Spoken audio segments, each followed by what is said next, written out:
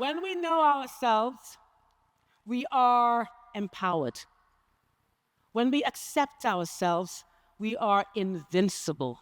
And our next treasure coming up here to hand you some gifts is someone you know really well and someone who, from what I can see, is unapologetically himself.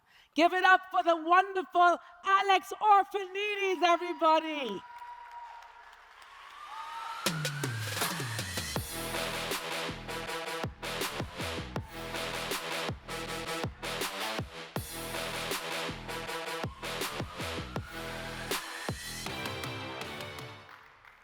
Good afternoon, everyone.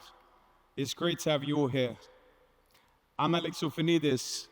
Many of you may know me from sports events, and some of you through tough workouts.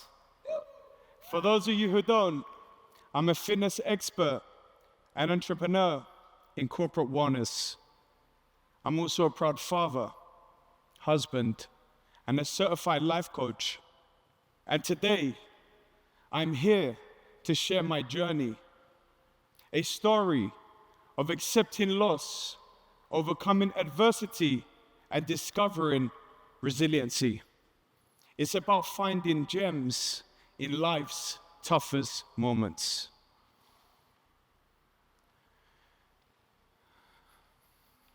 At 14, while living in London, my mum was dying of cancer. Before her passing, she made a tough decision to send me to live with my dad, a man I had no relationship with since he was absent from birth. This separation, coupled with leaving behind my 8-year-old brother, who was also sent to live with other members of the family. Everything was changing so fast. I remember boarding the flight, making my way to my dad's, feeling like my heart was being torn apart. I couldn't bear the fact that I wasn't going to see my mum again. When I arrived, my dad threw me into the world of labor. In his mind, he was teaching me how to become a man. Within a few weeks, the same night Greece won the Euros, I received a phone call from my sister confirming my mum's death. My first reaction forced me to run as fast as I could. I ran until I could not run anymore. I fell on my knees and I knew that I lost the only one who had my back. I took a deep breath in, and right there, I realized I had to have my own back.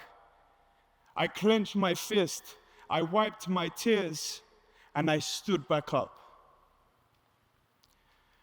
Not long after, my situation with my dad only got worse. He stopped all communication with me and my younger brother. He forced me to work.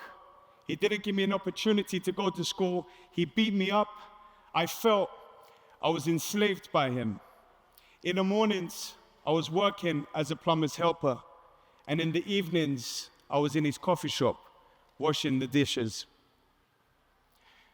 It wasn't until the guy I was working with noticed my bruises and offered me a way out. This gave me some hope, and the next day, I was sent back to the UK with temporary accommodation. I was a teenager with a hopeless future. I lost my closest friend. I missed almost all of secondary school. I even ended up sleeping on the streets. I was homeless. But my mother's passing awakened the warrior within. I discovered my flame of courage to accept reality as it was.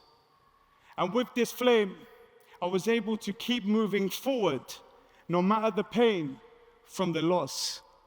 The flame became my driving force, the inner strength that kept me going. Building my life around this became the only thing propelling me forward. Strengthening my capabilities and skills became the only way to fuel this flame. I remember one of my darkest moments when I was saying goodnight to my friends, seeing them going home to a family and food while I was making my way to a park bench as my bed. I was not even 18 yet, but that night, something powerful happened. I realized that one day I would look back at this moment, and the man I am today will reflect on the man I will be in the future. I didn't feel bad for my situation. Instead, I saw it as an opportunity to meet life. This realization was powerful, and I wanted to understand its power. So I decided to test my limits. Years of pushing myself in various sports, from bodybuilding to CrossFit, gymnastics and calisthenics. I was peaking in each one. And along the way, I picked up some valuable lessons, understanding the correlation and power of persistence and resistance. Things we must fight for, and things we must not give into. Momentum was built, and I was only getting started. So I decided to dive into the world of fighting. Throwing myself into a real fight to test this flame was important for my progression. I needed to prove to myself that this flame was real. I dedicated all my energy into mixed martial arts, training 3 times a day, working and reading in between. I was on a mission of self-discovery.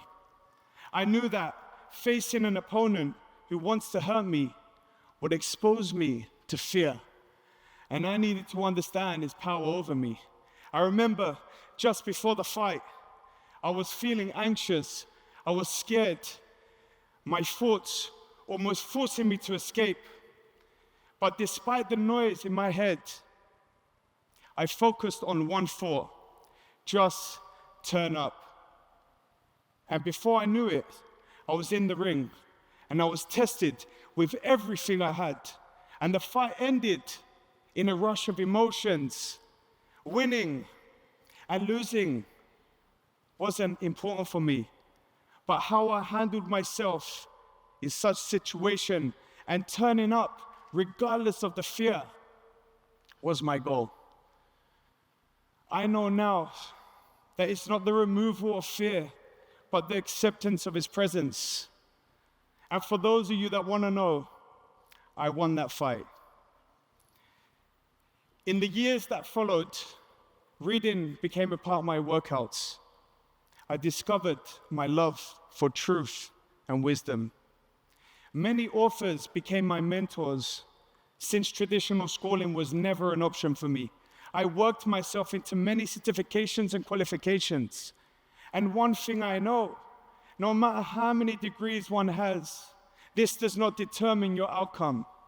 Character and leadership are born from moments like these. And success is having the ability to apply what you learn and to deal with the circumstances life brings. This journey has brought me to connect with Plato's 2-horse analogy, with the charioteer holding and controlling these 2 horses. The white horse representing rational, moral impulses, and the wild dark horse symbolizes irrational passions and appetites. Holding these 2 urges can be challenging. However, it's down to us to build the skills to prepare us for the difficulties we will face along the way. We must organize our capacity to deal with the chaos within, because the chaos outside of us is not in our control. My struggles have only brought the best of me.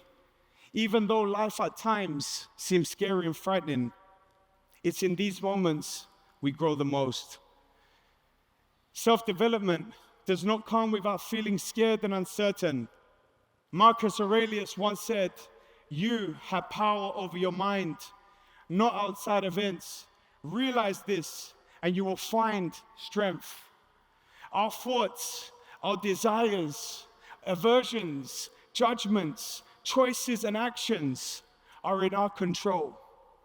External events, social norms, geopolitics, the weather, other people's words and actions are not in our control. Realize this as an actuality, a fact we must remind ourselves, or else we are drawn into the illusion that eventually ends us in pain. Using our time to gather and understand how to operate most efficiently gives us a way to move and adapt. Life is a dance, and we must learn to coordinate with it. At times, we must be bold in our decisions.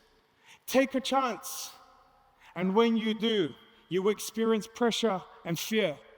But do not confuse yourself with the removal of fear. Instead, embrace its energy and use it to help you towards your goals. Cus D'Amato, Mike Tyson's trainer, once said, "The hero and the coward, they both feel the same thing. But the hero, he embraces the fear. He channels it, he accepts it, and he sets out what he's supposed to do. While the coward, he feels the fear. He runs away from the fear. He's blaming others, and ultimately, he does nothing." Today, my goal was to remind us of the greatness we have in humanity, the insights, the gems, the lessons that come from difficult moments of life.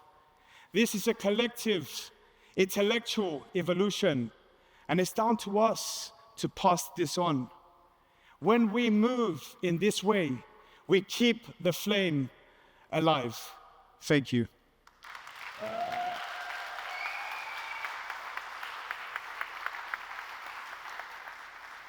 Wonderful. Very moving speech. Feel the fear and do it anyway.